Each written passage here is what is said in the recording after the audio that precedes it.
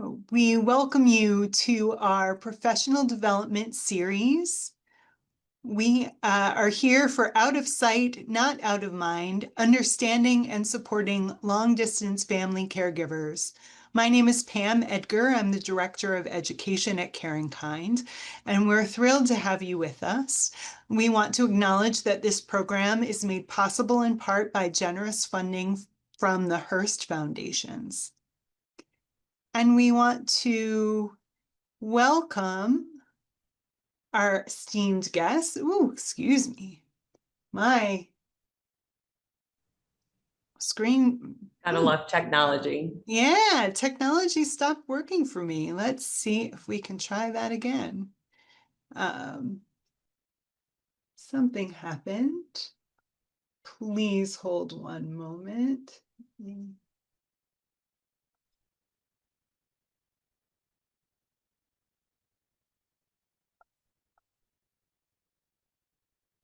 Let me see.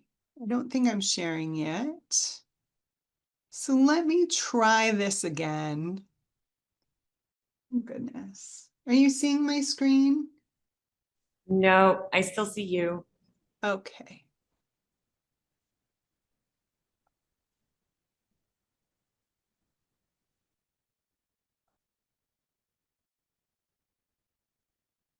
Okay. We're lucky to look at Pam. Why, thank you. That's very kind. Let me see if I can share here. Are you seeing the? We see you trying. Oh, Yeah, there we go. there we go. Good deal. Okay, excellent. Well, if you'll bear with me, we're going to do this introduction again just for the recording purposes. So we have a nice clean intro. So welcome to our professional development series, Out of Sight, Not Out of Mind, Understanding and Supporting Long-Distance Family Caregivers. My name is Pam Edgar. I'm the Director of Education at CaringKind, and we want to acknowledge that this program is made possible in part by generous funding from the Hearst Foundations. And we are so grateful to have Dr. Francesca Falzarano here with us today. Dr. Falzarano is an assistant professor of gerontology and director of the Falzarano Family Caregiving Lab at the University of Southern California's Leonard Davis School of Gerontology. Her research integrates developmental science and user-centered design to examine technology-based solutions that enhance support and address the diverse needs of family caregivers. She investigates how demographic, contextual, and interpersonal factors differentially impact caregiver mental health outcomes and how needs evolve across the caregiving trajectory, from diagnosis to bereavement. Her work aims to translate empirical findings into scalable interventions that improve personalized support systems to promote psychosocial well-being amongst the growing population of family caregivers. We are so grateful to have you here. I'm going to stop sharing. And I think this idea of long distance caregiving is so important. You know, we have people in our programs all the time who say to us, you know, I don't know if I should be here because my loved one lives in a different state, and I don't know if that means I'm a caregiver or not. So this is just really important work, even to allow people to identify themselves in this way. So turning it over to you. Thank you for being here. Thank you so much, Pam. Okay, so now I'm going to go ahead and try to share my screen and hope for no technical difficulties. Can you see my screen, or can you see the notes section? We see both right now. Oh. We see your screen. Yes, perfect. Now we see what you want us to see. We see what you want us to see. Perfect, perfect. Thank you, everyone. It's so wonderful to be here. As Pam mentioned, I'm Dr. Francesca Falzarano. I am an assistant professor at the University of Southern California, but don't let the California part fool you. If you can't tell, my accent is New York, born and raised. So it's really a pleasure to be here and to talk about long distance caregivers with the CaringKind family first and foremost. So thank you all for having me, and thanks everybody for being here. So today I am going to be talking, I'm so excited because I'm going to be talking about long distance caregivers. And as Pam alluded to in her example, in her introduction, these people have kind of been overlooked as what we quote unquote perceive to be a valid caregiving group. And I've been fortunate enough to be involved with work examining long distance family caregivers for almost 10 years now. So it's really exciting to finally be able to present this to you guys, but also that there is increasing conversation around such an important topic. So just a little bit of a lay of the land for what we're going to talk about over the next hour. And by the way, feel free to throw any comments or questions in the chat. I welcome any and all interaction. But I want to just give a lay of the land of why we need to understand context and different contextual characteristics when it comes to identifying and better providing services and supports for caregivers. I'm going to discuss a little bit about my research, and although we are quite siloed from clinical practice quite often, about why it really does matter and how integrating our various perspectives are critical for the implementation of programs. And then I'm going to give you a 30,000-foot perspective of what we've learned over the past 10 or so years about the long distance caregiving population. What exactly is a long distance caregiver? What are the prevalence? Why are we seeing such an influx, an increase of people that are coming to the forefront and saying, yeah, I'm caring for somebody either in another state, another time zone, even another country. And we'll talk about the unique challenges and complexity that kind of brings to the caregiving role. And then I'm going to transition a little bit and talk about the existing gaps that we've seen in supportive services and why we see a real utilization gap, gap between long distance caregivers' need for versus actual utilization of services. I will then talk about a behavioral intervention my colleagues and I have been working on, which has been pilot tested and seeks to better support and alleviate strain and specific stressors associated with distant caregiving. And then, because so much of my research utilizes technology as a tool to deliver different programs, I think that we can't have the long distance caregiving conversation without also bringing in a little bit of that technology piece, because really the pandemic is, I think, the biggest thing that's shown a light on these individuals that are, this growing population of people.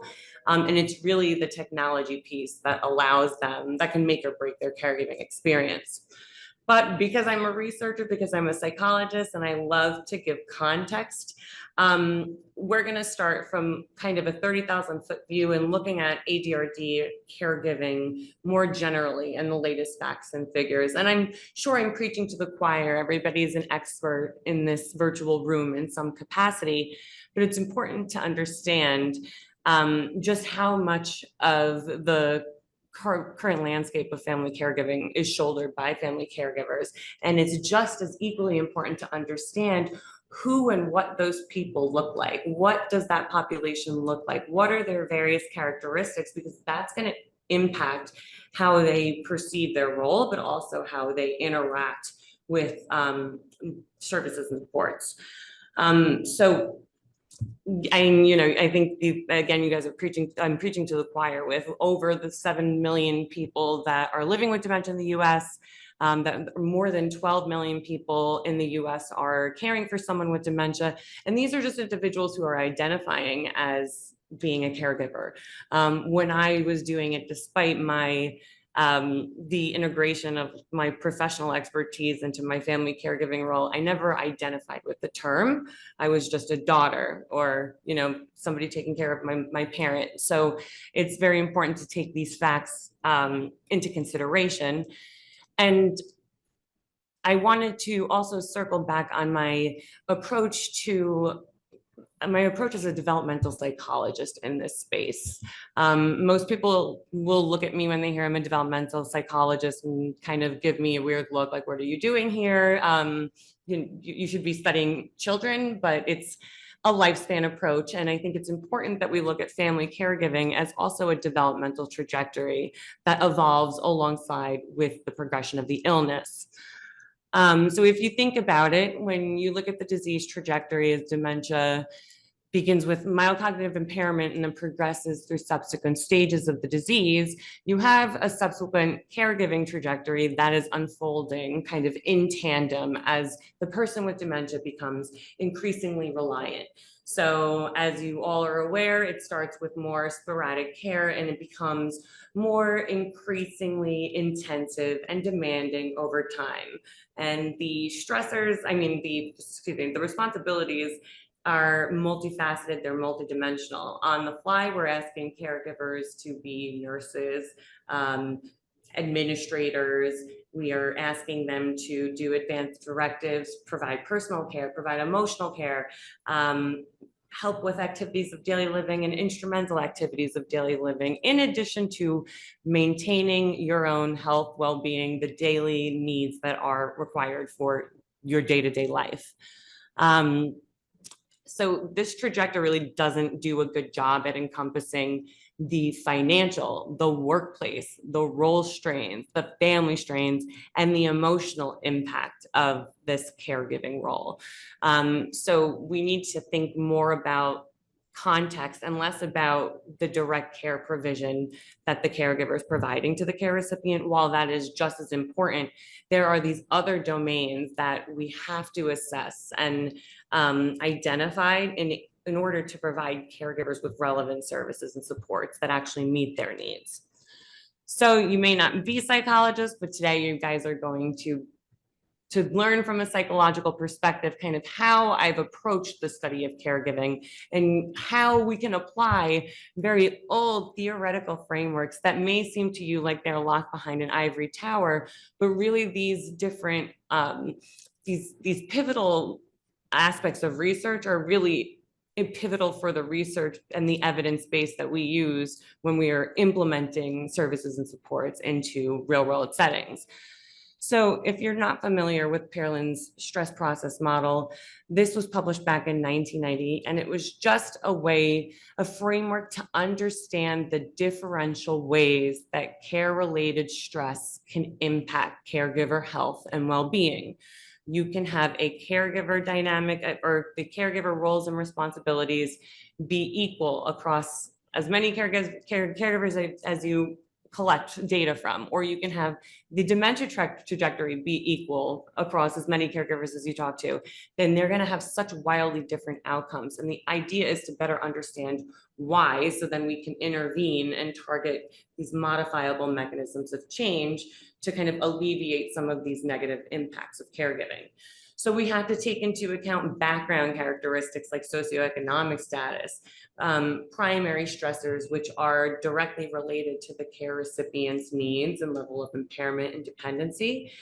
But then you also have the impact of stress spill over into other aspects of your life. Like I mentioned before, you have to manage employment, you have to manage your other responsibilities to family members. There are other aspects beyond the direct care environment that we need to be gauging and assessing for. And these different domains of stress kind of differentially are impacting how caregivers perceive their overall role and the actual health and physical and mental health outcomes that occur as a result. So we can't look at caregiving in isolation. And down here, these protective and exacerbating conditions, this is typically where, as clinicians, as practitioners, where we want to intervene, where we can help to promote resilience, to enhance the protective aspects of the caregiving role. Feelings like having a sense of purpose, positive coping, all of that. But it really is a long-winded way and a very complicated model to say that we need to be considering context in as many different ways as we can measure. And this is another very psychological theory. This is in reference to Brahms and Brenner's ecological systems theory. And again, these are just frameworks with which we can understand how we can better intervene with caregivers, care recipients, and understanding the conditions in which we can best provide support. So, and that's also why that a one-size-fits-all approach for enhancing support is not going to work. That's why we have a lot of really promising interventions for caregivers. It's not that they don't exist. There are so many different, whether they're multi-component interventions, psychotherapeutic interventions, counseling, et cetera, that are really effective, but we can't use a kind of blanket approach when caregivers are so incredibly diverse. And I'll get to that in just a couple of seconds. But kind of in line with this thought, the ideal support pipeline, right, is that we want to be able to identify who these caregivers are. We want to holistically assess their challenges, their needs, and their strengths. We also want to know where they're thriving, and then use these to inform clear avenues to appropriate, relevant support. But there's so many ways that this trajectory can and does break down, I think, every day in real world settings. We can't help long distance caregivers if we can't identify them. We can administer assessments, and nothing against the Zara Burden Inventory. I'm a big fan of the ZBI. It's a great assessment. And I'll get to this later on in the webinar, but we're not actually asking the right questions to capture these very significant factors that are influencing the caregiving experience, but they also have such widely different needs from other groups of caregivers. So we need to start with the identification. We need to make sure that we are we have a good understanding of who these long distance caregivers are. And that's why research matters more than you think.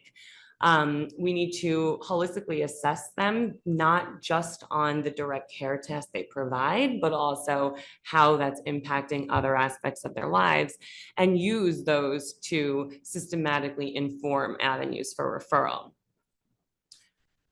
So I wanted to include this because I always, in every talk I give, I make a self-deprecating joke about research and how we are not real, we're behind these ivory towers. And I think it's been doing us a little bit of a disservice, because the only way we enhance scalable efforts for persons with dementia and the heterogeneous needs of family caregivers is if you guys use what the researchers are doing, you guys, we're both kind of talking to each other in the same conversation. So you guys as practitioners, your experiences are so important for us to understand, to then inform subsequent research efforts. But we also need to build a foundation on an evidence base on now these growing diverse populations of family caregivers. The reason that that's so important is because we might see this kind of come in the wild. You might see a long distance caregiver come up in your clinic or something, and you might have anecdotal evidence that this is a problem, but you have a sample size of 1. When we kind of join forces and we can back up your clinical experiences and observations with actual numbers and data, that's how we kind of can move the needle on enhancing support. And the more we're talking to each other, the more that researchers are understanding implementation barriers, and that clinicians and practitioners are understanding the needs of the population. That's how the magic happens. And I think the more we talk, the more we are breaking down silos, the better it's going to be for caregivers. So this is kind of just an outline of the research to implementation pipeline. And this is the NIH stage model. It's not meant to scare you or confuse you, but we can't have adequate programs, supports, or services if we lack an understanding of the unique needs and characteristics of the population we're trying to help. And so if there's social workers or care managers on the call, you guys are the professionals on the front line supporting such complex family systems.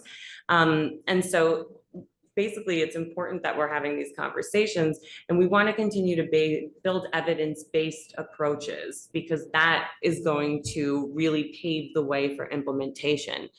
So now that I am done with my TED Talk, convincing you all why my research and implementation is so important and why one needs the other, let's take a 30,000 foot view on what is a long distance caregiver. It's really important to define the population, because most of what we know about caregivers, just about everything we know about caregivers, is done based on the knowledge and the work conducted with caregivers who live with either with their care recipient or in close proximity to their care recipient. But our world is fundamentally shifted. I alluded to the pandemic and things that illuminated in terms of just visibility for long distance caregivers. But it's also illuminated that we really don't know much about these individuals and what their needs are. So it could mean somebody that's living in another state. It could mean somebody that's living in another country. But I wanted to start off with this short excerpt. It's from the Long Distance Caregiving Handbook. And I think it does a really good job at illustrating off the page how difficult it is, the added layer of complexity that we experience when we're providing care from afar. So welcome to Caregiving at a Distance. The journey begins. It is the long dreaded phone call. Your mother lives 1,000 miles away and her neighbor calls you late at night, speaking in anxious tones to deliver a troubling message. Your mom hasn't picked up the mail for 3 days. When the neighbor knocked on the door, your mother opened it and began talking in a confused manner. Her hair was disheveled, her house coat wrinkled and dirty. On the kitchen table was a bowl of cereal, smelling of sour milk. The neighbor says she insisted your mother come spend the night at her house. You say, thanks, I'll be there as soon as I can book a flight. You start calling the airlines. Suddenly you're playing a new role, no longer just a devoted son or daughter. You're now what the professionals in the aging field call a long distance caregiver. I think that does it beautifully describes just the additional stress, the worry, all the difficulty and complexity because of being there so far away. I think also like what's going on now with the airlines and having all delays. And if you have an emergency, you need to get to your loved one, that must be very, very difficult. And think about psychologically what the impacts of sustained feelings of uncertainty, worry, guilt can have. And I'll get into that in just a bit. But why don't we first talk about how we got here? So I'm sure everybody knows about, the accelerating population aging and all the implications that comes with, but I love to show a graphic whenever I can. But you can see that we have this shifting demography, this shifting population demographic, where all of the baby boomers who are reaching 65 are now fundamentally shifting like the shape of the population. So it went from looking like a triangle when they were born to now looking more like a rectangle, hence the term rectangularization. So we have more people living longer than ever before, and we have fewer people now at the bottom of the population distribution to care for their comprehensive and complex needs. And that's both from a family caregiver perspective and also a workforce perspective. So we've had a really fundamental change in the overall demography of the population. We have more older adults than we've ever had. But a lot of these other factors have been pretty much overlooked. We have much smaller family sizes typically. There are declining birth rates. We are having children later in life. More and more people are working from remote distances. I can't see all of you, but I'd just love to know how many of you don't live in the same state or city as a loved one, and how do you think about that? How does that impact your planning for the future? It's very complex because we've never really dealt with this as a society before. We're having increasing opportunities for remote work and travel, increasing population migration. more intergenerational households, and we have increasing grandparents raising children. That leads us to having more people providing care from a significant distance away than ever before. So it's really a perfect storm of factors and shifting trends in both demography and also just society in general, that is kind of creating this growing or yielding more and more of these family caregivers that are providing care from a significant distance away. So there is so little work done in this world that we don't even have a consensus on who these people are and how we define them. But generally in the literature, we've defined a long distance caregiver, you're going to hear me say LDC, is generally defined as someone who lives far enough from their care recipient that a one-day travel visit is probably unlikely, like a back and forth. It makes daily visits impractical, and they're often about an hour or two in one direction away from the person that they're caring for. This is like very much in line with what Pam said in the beginning about talking to a caregiver and like, I don't really know, do I count as a caregiver? Am I really a valid caregiver? And they're substantially overlooked as a valid caregiving group. I mean, even when I first started this work, a lot of people just didn't understand how can you be a caregiver if you are physically not there. And there's a lot of big misconceptions related to the actual role and responsibilities that they carry out. Prevalence estimates are really widely variable. Again, a lot of people just won't identify as a caregiver, especially if you're not physically present, either in the home or during care encounters. You're going to have an increasingly difficult time with self-identifying as a caregiver.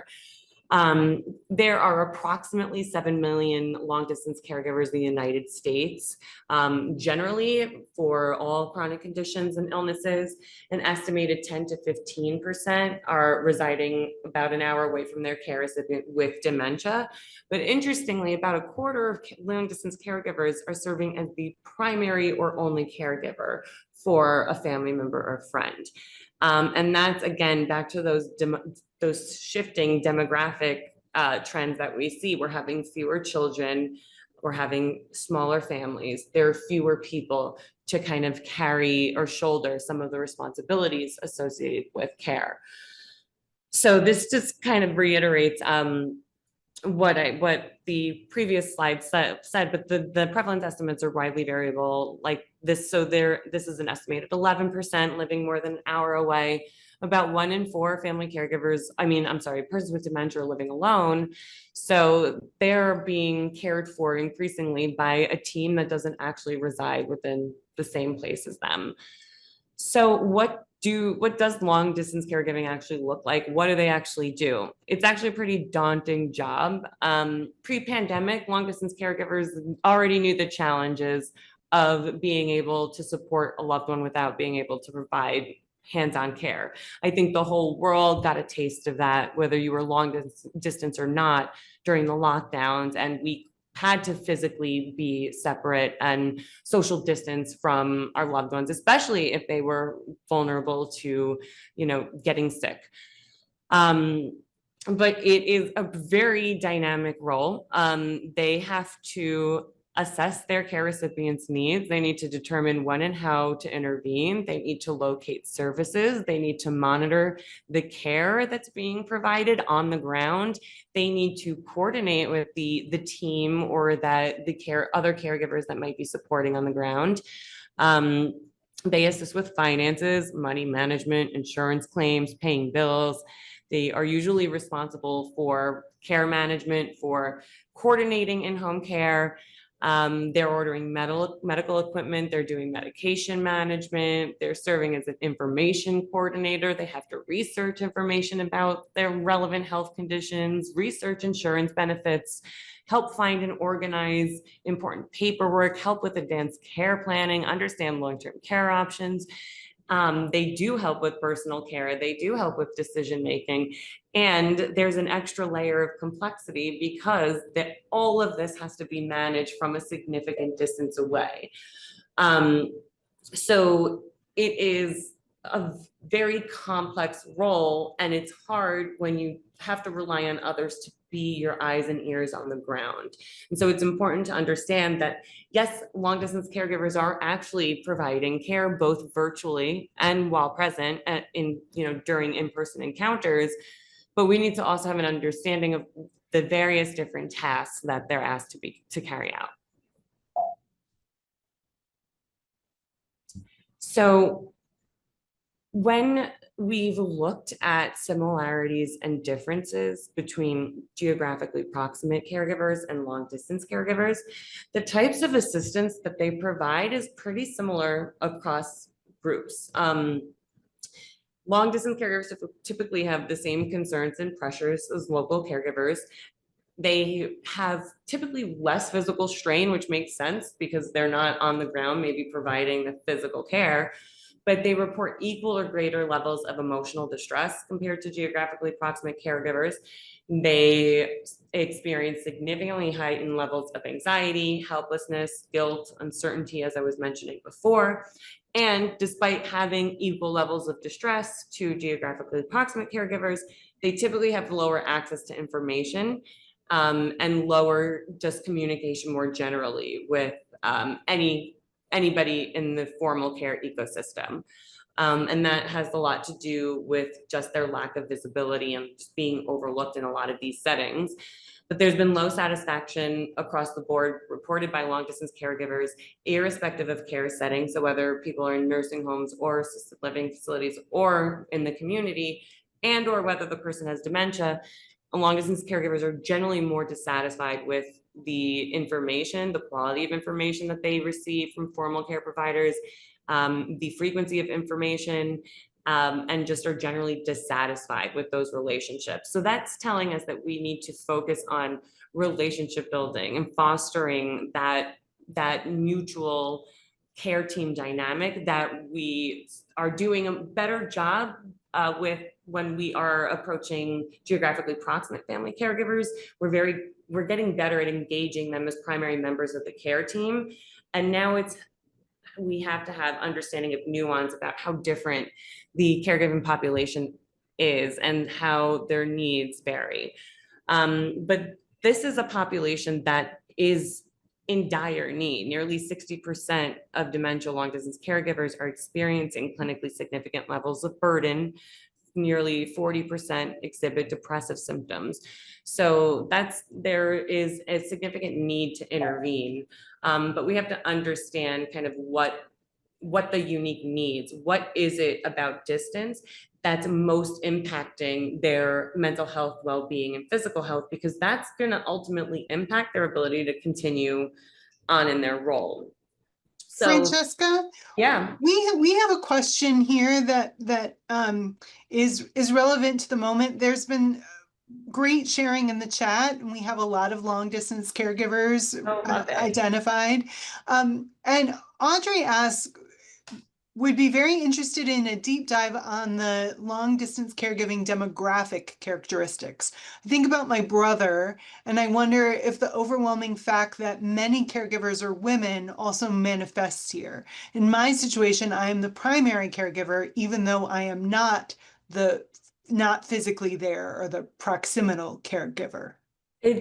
I was gonna put in my demographic breakdown too. That's actually a great question. And I think if I understood that point correctly, it's despite having a brother that the responsibilities still fall upon one person that's not physically there. I think that's so indicative of kind of our broader culture and societal dynamics of how we kind of approach care. However, because there are fewer and fewer people at the bottom of that population distribution that are available, that are there to be able to provide care, I think we're going to see a massive shift in the demographic breakdown. I think we're going to see much more men. I think we're already seeing that. Right now, I think it's about a 60-40 split with our long distance caregiving sample. And I apologize for not providing numbers, but I'm happy to in a follow-up email. But I think we're going to start to see that level out. This is also not exactly in line, but similar demographically. I think we're also starting to see a dramatic transformation in the age of the average family caregiver. So I think the last time I checked, it was about 50 years old, but there are much more Gen Z and millennial caregivers. So we're quickly catching up. And we're probably the ones who are not physically within proximity to our parents. And there's also a bunch of, there's youth caregivers. We're going to see a real demographic shift in who is actually providing care. So not only in terms of the distance aspect, but in terms of every other characteristic as well. So I thank you for bringing that up. That's a really great question. So that interest in that deep dive in the demographics is exactly why we started at the bottom in 2015, and we conducted our stage 0 study to try and find these people and understand what their needs were and what this population looked like. So we recruited about 300 long distance caregivers to participate in these long qualitative interviews. That is the daunting part about, and the horrible part about research. Is a little bit painful. But honestly, our caregivers were just so excited to have somebody recognize them, that they were so willing to get on the phone and talk to us about their experiences. But we wanted to isolate, okay, what is it about the caregiving role? Yes, we can say it's distance. Yes, we can say it's difficult logistically, emotionally, but we have to be able to get more granular on what are the mechanisms at play here. So going back to kind of what I mentioned earlier on in the webinar about that stress process model, we have the stressors derived from the direct care environment, but also spillover effects, how they impact other aspects of their life. And that's why context is so important. We find that long distance caregivers are much more highly susceptible compared to geographically proximate caregivers on these role strains, on being able to being able to carry out your work responsibilities, your family responsibilities, as well as your caregiving responsibilities. And then you add the complexity of travel, managing crises from afar, and then just the logistical, financial, and emotional aspects of all that. So sometimes you'll have work to family conflict where care responsibilities are going to interrupt work obligations.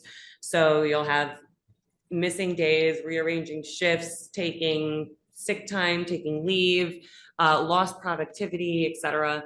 Or you'll have family to work conflict where the demands of work will interfere with the ability to travel or address care needs. And in addition to these role strains, there are just substantial information and communication deficits. And what we did was identify these kind of 3 main domains that long distance caregivers were experiencing the most significant challenges. And as I alluded to earlier, there's a lot that overlaps with the geographically proximate caregivers. But there is this distinct domain of distance, and we kind of wanted to do a deeper dive into what exactly people were talking about. So the major challenges that our caregivers brought up were, it's generally harder to take care of things because you're not physically on the ground. It's very difficult to know what's going on in the care recipient's life. Again, you're putting your trust in others to be your eyes and ears on the ground. And this is going to feed into my spiel later about strategies and approaches and the need to build a team.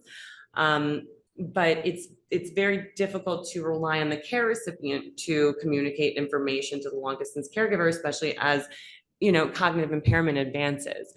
The financial strain, emotional strain, and guilt were huge issues. Like I said, they feel helpless, anxious, guilty because of the inability to be physically present, to be there. There's logistical and financial burdens. Long distance caregivers experience extreme difficulty just advocating on behalf of their care recipient, because formal care providers tend to not keep them in the communication loop, which I'll get to in a second. Crisis management becomes much more difficult. Healthcare providers are generally just not educated on the fact that this group of caregivers exists. And so it's very important that we're also educating providers that just because the caregiver is not physically present doesn't mean that they're not part of the care team. So you can see just from the list here, there's a lot of multidimensional challenges that distance brings. So it's not just one thing, it's very multifaceted, which is why it's such an important characteristic that we need to be taking into account when we are assessing and referring caregivers. The dementia-related challenges are pretty similar to what our local caregivers report, and that's just managing the grief and the losses associated with cognitive decline, the emotional stress, care resistance, wandering, the caregiver is not recognized, the care recipient might not be unable to communicate, monitoring safety, protecting against fraud, scams. So while those are the same as what our local caregivers report, they're still all almost compounded and substantially much more difficult to achieve when you're not physically in the same room or location as the person with dementia, particularly when you're trying to monitor safety. You are trying to ensure, you want to see how they look. You want to see how their environment looks. Are they clean? How's their demeanor? There's a lot of things that you need to be able to kind of deduce and imply from afar, from usually just behind a video screen. And then the biggest through line across all of our long distance caregiving work is consistently facing barriers with communicating with providers. It is their highest source of dissatisfaction. They report difficulty getting information. They report difficulty with dealing with inadequate care, care coordination, etc. So it's really just the most significant challenge that they face that we can really, I think, make strides in fixing is simply keeping them informed and ensured that the person needing care is in capable hands.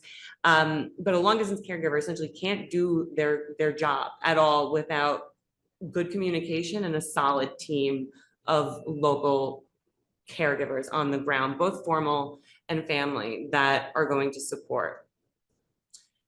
So we also wanted to look at different types of supported service use among these long distance caregivers. So we surveyed 300 of them, 169 reported no service use, and 86 reported 1, 32 reported 2. So it's very low uptake overall. The two most frequent types, and I don't know if you can count the first one, is just video systems to see the care recipient, which was essentially a Zoom or FaceTime call. And then individual counseling and therapy sessions that the caregivers were retaining to discuss their caregiving issues, but they're not getting services and supports from a lot of the places that geographically proximate caregivers would go. So there's a consistent pattern that there's a need for, but very low use of these supportive services. And I think these barriers also mirror local caregivers in some ways. So there's a lack of awareness, a lack of access, a lack of knowledge about it, but it's also compounded because they're not physically visible in care encounters. And that is detrimental for their ability to get supports. So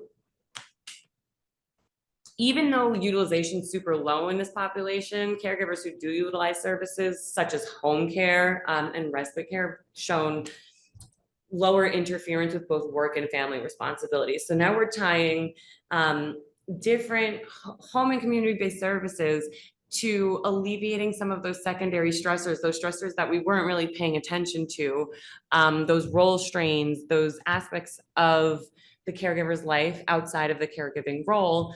But we're seeing that when they do use these services, it's helping mitigate some of those role strains. So it's so critical to connect these long distance caregivers to community-based services.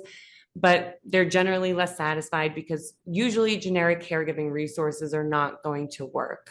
So if there is, even though we have online programs being delivered, if they were not developed for long distance caregivers, the challenges are always going to be very unique and distinct. And we need to start educating just formal providers more generally on prioritizing consistent communication with long distance caregiver. They need to be looked at and viewed at as an expert resource with in-depth history and knowledge about the care recipient, not an inconvenience that just keeps calling your office because they really want information. So then we kind of used all of the stuff and the information we learned from our stage 0 effort, and we kind of got in a virtual room with an advisory committee, with long distance caregivers, with home health aides, and with social workers, and we started to kind of brainstorm ways that we can develop behavioral approaches tailored to those distance related challenges that I brought up earlier. And so my colleague, Dr. Verena Cimaroli, spearheaded this development and implementation of our LD care intervention. So it was a real cross-disciplinary effort that we adapted. I'm not sure how many of you are familiar with the REACH intervention, but we're not reinventing the wheel. We're just adapting and tailoring these amazing programs that exist to be relevant to the needs of long distance caregivers. But we modeled it to basically follow the same pathway, which is the model that I showed you earlier. And that is to basically alleviate the stress associated with long distance caregiving by optimizing the way they cope and providing them with social support. It's like, it reminds me a little bit of like a long distance caregiving version of Partnering Together, where there's peer support, there is psychoeducation, but it's tailored for the LDC experience. So it's 7 sessions, it's multi-component, evidence-based, it combines psychoeducation and support. It's remotely delivered by social workers. The caregivers have 4 one-on-one sessions and 3 group-based sessions, and they also get access to this resource library, a repository of long-distance caregiving resources that we've compiled. But we really tailored each session to be intentional and to target both education, skill building, as well as stress management techniques. So every session had a clear focus on how to understand and engage someone with dementia. Those are typical skills that you would want to teach any caregiver. But how do we identify the actual distance-related challenges, and how do we implement action steps toward goal resolution? So the caregiver LDCs would identify 3 challenges in one-on-one sessions with a social worker, work on a challenge management plan, and collaborate together, describing what the challenges are, outlining achievable goals for resolving the challenges, and then what are the actual tangible steps toward resolution. They were taught self-care techniques, best practices for interacting with clinicians from a distance, and resources and tips for managing home safety. And then they would have homework. They would revise and modify their challenge management plan. So these are all kind of like very easy ways at tackling some of those larger challenges and getting long distance caregivers to break them down, make them a little bit more granular. And when they're more focused, they feel more achievable. So what you're doing is you're fostering feelings of self-efficacy and preparing them by like helping them navigate a path towards resolving some of the challenges that they experience. I didn't want to go like too much into the findings. I didn't want to be so research heavy, but I think it's worth noting that the long distance caregivers really got a lot out of participating for the 7 weeks. 90% stayed in the whole time. 95% completed all their homework assignments, and it was just a really well-received, feasible intervention. 67% reported that the intervention helped address their needs a great deal. And following the completion of the 7-session program, we saw, I'm so sorry about the typo, we did see significant declines across burden, role captivity, family conflict, job caregiving conflict, their perceived difficulty in providing care, and depression. So whilst some of these more researchy terms and ideas and frameworks I'm presenting you with might feel a little bit isolated, it's all very much relevant to having these interventions be implemented in the real world, because we want to know they actually have effects at alleviating stress and that the interventions are doing what they need to do. And so next up is a stage 3 implementation study where we're going to be testing this with real world providers, but it's just one way at like it's a first attempt at trying to tailor approaches that are useful and usable and of value to the long distance caregiving population. And the thing that we really need to focus on is mitigating those significant role strains. So I'm going to probably breeze through the strategies to support the LDC role, because I think a lot of you will know some of this, but then I kind of want to get into the technology piece because I think that will breed some interesting discussion. But it's all definitely consistent and related. But as people who are in the professional role, you are the North Star, even if you don't know it. But professionals are playing a key support link of integrating long distance caregivers into the care team, centralizing information, promoting technology use, which I'll talk to in a little bit, and connecting to tailored support. But I think when we're tailoring approaches for long distance caregivers, it's really important to take into context the scope and the depth and the magnitude of responsibilities that they have, that we almost need to approach their skill building like we're training care managers, because that's what they're doing. They're coordinating it all. We need to be the ones kind of like yelling about how we need better communication, we need steady communication and trusted team building. It's essential for family-centered care. And for long distance caregivers in particular, we need to encourage long distance caregivers to act before crisis. And that means getting really granular with care planning. And I'll show you an example in a bit. We need to help them understand the formal services ecosystem, the costs involved, and also where do they belong in it. A lot of them don't feel like they're a valid caregiver and that the services don't apply to them or supports don't apply to them. So how can we do a better job at integrating them and making them feel and know that they're a valid user, valid caregiver group? Family meetings are critical, and the entire care team, both formal and informal, need to be all aligned. So 5 steps for effective long distance caregiving. I'm gonna really harp on like establishing access early. As soon as you know you're in that role, as soon as a person is aware of their role, you need to have all the information channels, all the documents, that you have decision-making authority, you have access to finances. A lot of even local caregivers don't know about proxy credential access for electronic health records. It's doing kind of that legwork early to avoid a complete crisis that they have to navigate from afar. Creating the team is also super important, and I think it is on the formal providers to help kind of facilitate that, helping find a local care coordinator, promoting the use of technology, educating caregivers on leave policies, and emphasizing that when long distance caregivers are visiting, that they need to maximize that time, use that time to meet with providers. And that's the best time to note where the gaps for support might be most prevalent.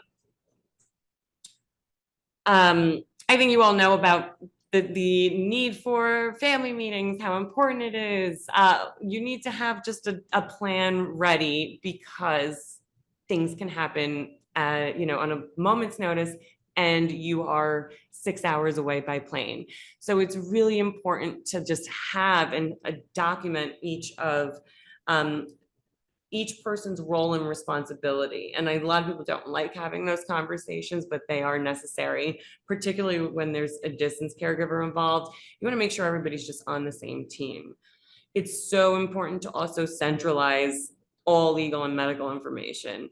We should help create comprehensive centralized documents, getting advanced directives all in one place, having medical information available and accessible by all care team members that lists everything from conditions to medications to insurance documents and whatnot. Have printed copies ready to go, electronic copies that's shared with the entire care team, and that would be subsequently updated for everybody on like a shared drive, for example. There are some facilities that will allow you to submit paperwork ahead of time. That these are just things to streamline what could be a really messy kind of headache and difficult process when we're in a state of crisis. So it's also important to designate who's responsible for what, who's like as granularly as possible, who will be the one to call 911 in an emergency? How many times is the long distance caregiver going to be updated by the home health aide or the co-primary caregiver? Is it going to be by text or email? Who's going to do the shopping? Who's going to do the home care? Who's going to do transportation? Getting really in the nitty gritty on who's responsible for what to, again, make the whole process as easy as possible. We should be educating on leave options like FMLA and paid family leave. And we also need to really assess their strengths and limitations. I made a comment about the ZBI earlier. I love the ZBI. I'm a big, huge fan of Steven Zaret, but we're not, the only limitation is that a lot of these screening assessments, and not just the ZBI, so I'm not just picking on that one, but most of these assessments were developed with and validated and all of the things that we need to do from a scientific standpoint to make sure a measure is reliable and valid have been developed in populations of only geographically proximate caregivers.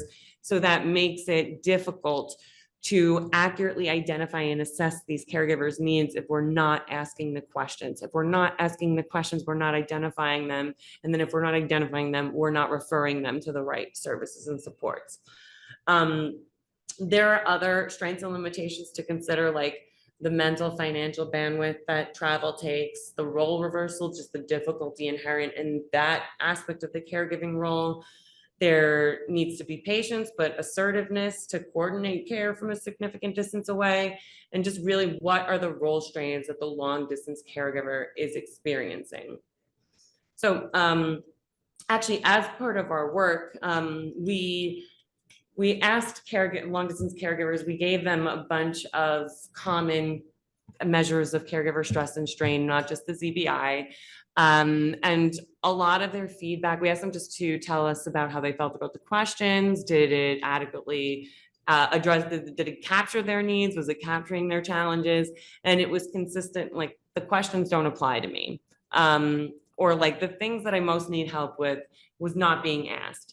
So we used our stage 0 and stage 1 research to develop and test what we call our LD Care Strain Index. It's an 8-item measure that captures both distance-related and general caregiving challenges. And it's important that, you know, we're just asking the right questions to inform resources that are useful. And yeah, so just the idea of tailored assessment, I think that we are moving as a field towards the need for tailored assessment for all caregivers, irrespective of location. But I think this is just a further example of underscoring why it's so important to make sure that we're assessing for the right constructs and needs.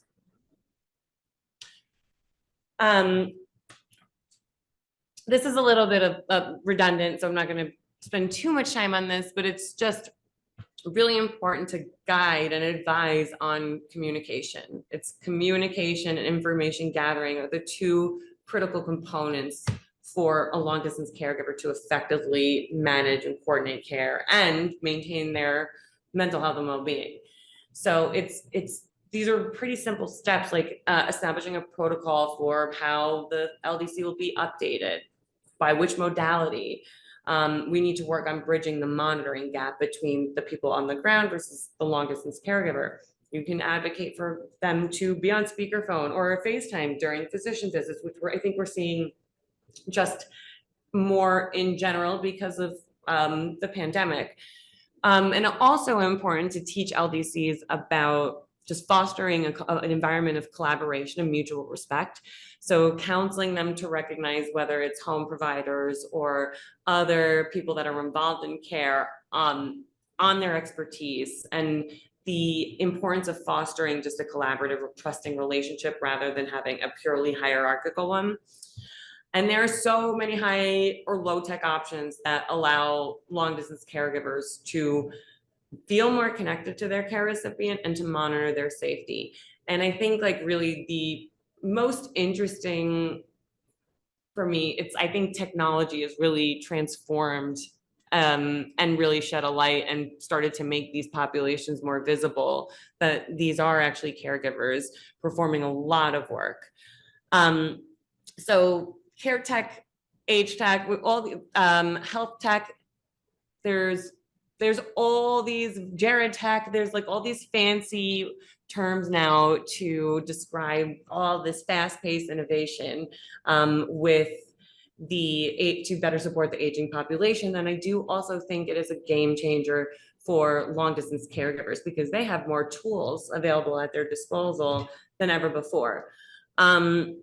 Typically, when we asked our LDCs, like, do you have any plans to either relocate to be closer to your loved one or have your loved one relocate to be closer to you, most of the time they said no. Like maybe ultimately we'll have to get to that point, but there was not necessarily a desire on either end to uproot, each one's life to move closer to the other.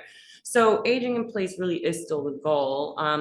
It's a win-win because it's typically consistent with older adults' wishes. It alleviates strain on the healthcare system, and it's also maximizing independence, cost savings, comfort. So the vast innovation that we're seeing in technology tools to facilitate caregiving really focuses on how we can optimize the lived and built-in environment. So it's a huge area of innovation. And I think technologies that really cool bridge that we've really needed to gap the formal and informal care systems. So there are a lot of tools, whether they are to directly help with delegating care tasks and managing care, whether it's receiving updates, whether it's having a shared calendar with other caregivers, whether it's online support groups, we're seeing more. And because there aren't a ton of actual established resources for long distance caregivers, a lot of them are just going on the internet. They're finding other long distance caregivers on social media, on Reddit, on these different forums because they don't know where else to get support. But that peer support piece is critical because those shared experiences are important. And then AI is just like, every time I learn about something, there's something much fancier and new that comes out like 5 minutes later, but there are proactive health guardians monitoring vital signs. They can detect anomalies. We are seeing an influx of AI-driven analytics. There are ways to leverage AI to curate care plans. So it's not about replacing any of the human caregiving aspects. It's really about augmenting and streamlining it and making it easier when possible by using technology. And that's going to also guarantee kind of a seamless integration of the long distance caregiver into the care environment. They're being used in all different ways, whether it's telemedicine and remote monitoring, wearables, and personal emergency response systems. So these can track vital signs, fall detection. We have smart home technologies, companion technologies, and like the immediate pushback is normally but these are probably really expensive, or these are probably really inaccessible. But we're seeing a lot of these things built into the devices that we're increasingly having in our day-to-day lives. Like, I don't know how many of you either have an Amazon Alexa or a Google Home, how many of you wear an Apple Watch. How many of you have a smartphone with a smart app that controls your lights and your laundry and your stove? Like it could do everything now. Now the cons is when the technology breaks, and it always does. You have to expect a breakdown in technology. You need to have a plan B or C, but we're seeing these things kind of increasingly embedded in the products that we're buying. And so how do we leverage like tools, technologies that we already have, so it remains accessible for all caregivers, and it doesn't have to be fancy. You can use just a Google Docs that allows for real-time document sharing and editing. Make sure everybody's up to date on the latest info. Zoom, I think it's just completely transformed the caregivers' visibility since the pandemic. You have group text. There are apps that are free in the App Store for medication management. You can have shared calendars for care management. And there's so many mobile health apps out there there are people that are recognizing this need, and there are tools being increasingly developed to try and support it.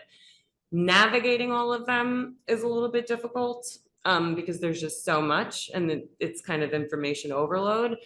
But I think starting simple is the easiest way to kind of guide people to use technology in ways that are effective. One example is Lots of Helping Hands. So it's just a platform that helps you organize and delegate various care tasks. You can add people to your circle. It's not just for caregivers for persons with dementia. It's also for new parents. It's a way to kind of have a centralized care management database. So this is just one example. There is something called a Grand Pad, which is almost like an iPad, but it's specifically meant and designed for individuals over the age of 65. Let's say if the long distance caregiver would like to video chat with the care recipient, and can do so with very little required on the care recipient's end. You can preload the tablet with features. It allows for video and phone calls, photo viewing. There is a family circle feature that allows family members to manage the device through an online portal. There are pros and cons to that. I'll just say that up front. All of this should be done in consultation with the person with dementia as much as possible, because you also want to make sure that you're balancing their wishes and their preferences for privacy and autonomy. But this is another example of this is a hardware solution to have the caregiver have easy access to communicate with the care recipient, but also to have a sense of the actual care environment and how the care environment looks. There are many different smart pill organizers. There's smart reminders. There's, like I said, Amazon Alexa. You can have virtual companions for your loved one, navigation and daily task management. There's GPS and location monitoring, smart home automation, like I said earlier, our TVs, our laundry machines. There's a lot of now of these very tech smart appliances that we're getting. Those are actually very helpful because you can remotely, for example, turn off appliances if a long distance caregiver has access. You could have control over the lights and different things that just help with guaranteeing the safety of the person with dementia, which is on the top of the concerns and worries that long distance caregivers have to navigate because they are significantly far away. And so all those things I just described is this and simply way of saying the Internet of Things. IoT is the fancy, sexy term for basically all of these various objects and products that we have in our houses that are all connected onto one device. And so they're all basically coalescing on the same thing, and it allows for seamless communication between devices and systems without any human intervention. Or if you need human intervention, you have you have the caregivers who are able to then go on and help make sure that whatever needs to be done in the home is done. But there are definitely a lot of safety enhancements that we're seeing, like fall detection. I'm pretty sure the Apple Watch has fall detection, as does Garmin. There are different environmental monitoring sensors, like monitoring air quality, monitoring temperature, humidity, carbon monoxide levels. So you can detect in real time if the conditions are safe, which, peace of mind is everything for a caregiver, especially when they're long distance. Like I mentioned before, these smart homes have these smart home appliances have great safety features where systems will automatically turn off appliances if they're accidentally left on. There's increased ability for just the security and safety of the home. And yeah, we have voice assistants, home automation. It really is enhancing and making that aspect of the role a bit more manageable. And so, yeah, I mean, this is kind of just more of the same of, the power of smart home automation and voice assistants. And that is another way that we can really use to foster communication with the long distance caregiver, is having these or voice activated assistants where no manual entry or anything is required from the person with dementia. But it's kind of allows for seamless real-time communication. And I'm just gonna finish in like 2 seconds, I swear, but this was a cool one I found. And I just wanted to share, but this was an app I found called Together by Renee. I'm not gonna sign off on like whether or not this is accurate or not. They claim to be accurate, but it uses generative AI and the smartphone selfie camera to automate and simplify a wide range of healthcare tasks without basically requiring any manual entry. But what it does with the selfie is it could check blood pressure, heart rate variability, respiratory rate, and blood oxygen levels. It does something with evaluating blood flow and very minute changes in facial coloring. It's capable of using voice activate, detecting voice-based indications of depression and anxiety. I don't agree with that because AI is not that great with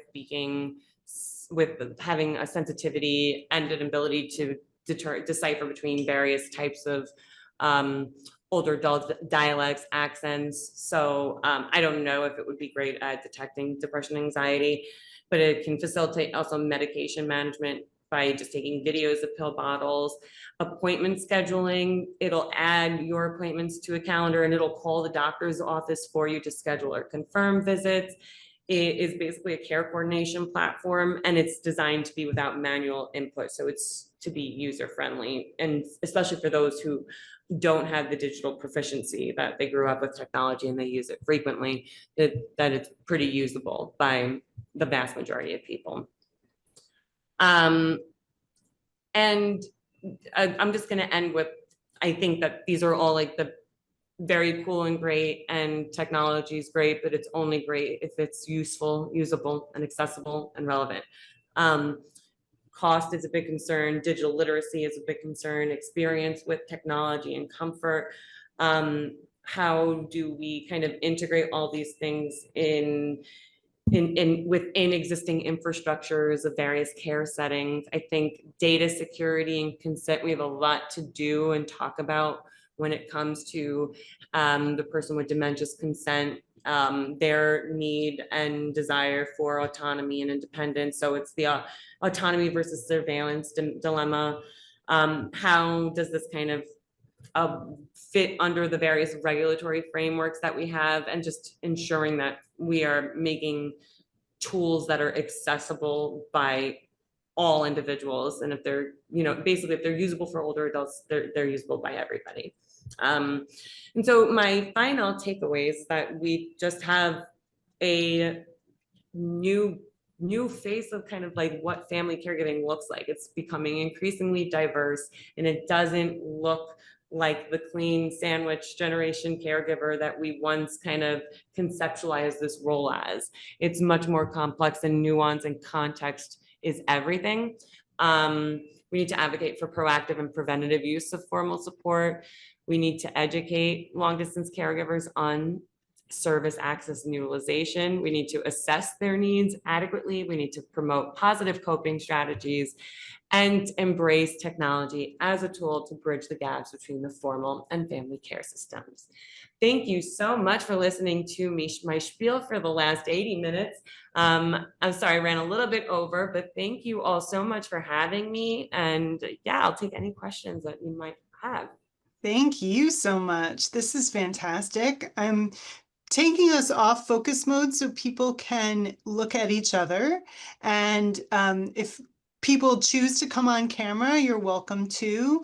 And I can start with some questions that are in the chat. There's been a lot of interaction and great sharing. And one question was, several people identified being caregivers for people out of the country in different countries. And are there specific challenges and or unique solutions to that type of distance? That's happening more and more and more. And there are no solutions. I think technology is the thing that it's so pivotal, especially if you are taking care of somebody internationally. We also, I mean, if you think from a broader level, there are visa and immigration restrictions and different things where people might not physically be able to leave. So that having no choice in the matter brings a whole other host of complexity and challenges, both emotional and physical. But I think the solution is technology. That is how they can stay informed in real time, despite the barriers that we have in the physical world. And I know it's not like the best solution, but I do think we need to be having more conversation about like the long distance caregiving role, just not within borders, but cross nationally. Sure. And some folks have shared using Google Docs, using technology like that, from the simple to the more complex. Yeah, it doesn't have to be fancy. And a question, just a curiosity question about the selfie, the technology, what allows, how does that work? Okay, I wrote this down because it's not my area of expertise. Remote RPPG technology, it's a very large word. It leverages a smartphone or tablet to detect subtle changes in facial skin color caused by blood flow. So it's a selfie of a short video, usually 30 to 60 seconds of your face, and advanced AI algorithms analyze color changes frame by frame, and AI is then used to extract physiological signals. So there are different apps, though, that will read the changes in blood flow. Some will focus on specific facial regions, like blood vessels in the whites of your eyes or along your cheeks. But the cool thing about it is that it's non-invasive. So it can really, it seems to have a lot of potential if accurate, and if accurate across a very diverse group of potential end users. That could be a game changer in terms of monitoring like real-time changes in your loved one's condition. Very interesting. Any questions or comments or thoughts to share? I see a hand. Hi, Audrey. Hi, thank Hi, you. Audrey. I did want to go back quickly to my question about if your research about caregivers who belong to Generation X, like myself, or frequently found to be the long distance caregivers that we talk about, because I know my generation were sort of in the prime years professionally and probably have the most difficulty with, breaking away from work, that work to family barrier that you spoke of. Totally. I think that's actually a really great point, that the work to family, family to work, we're likely to see different patterns of role strains across different generations just on where in the lifespan you are. And yeah, it's hard to break away from work. And a lot of times these long distance caregivers need to, take time, they lose productivity. There is a lot of impact on their work, and sometimes they might not be able to have leeway in that capacity. But I think we'll see various trends, and I think like Gen Z's specific challenges are probably so distinct and different. But we need to start identifying like who is experiencing which role strain, if that makes sense. For sure, and probably another deeper dive, you know. Oh yeah, we need to just more, keep with going. more research. So. Exactly. But it's always good to have more questions. It's a good when problem you're a to have. researcher, right? Absolutely. Thank you so much. Sure. Anything else? Any other questions?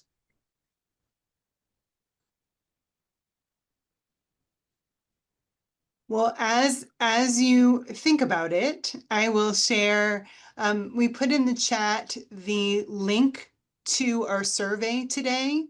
For those of you who are interested in CEUs, that is the process for accessing the CEUs.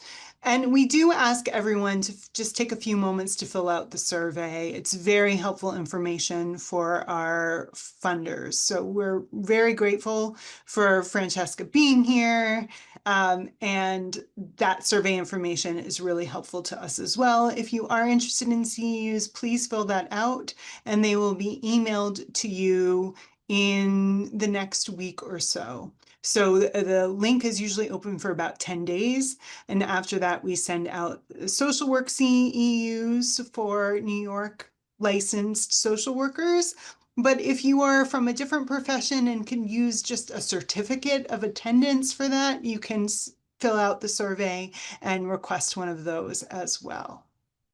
And we have some thanks coming in the chat. Thank you all so much. Such a pleasure.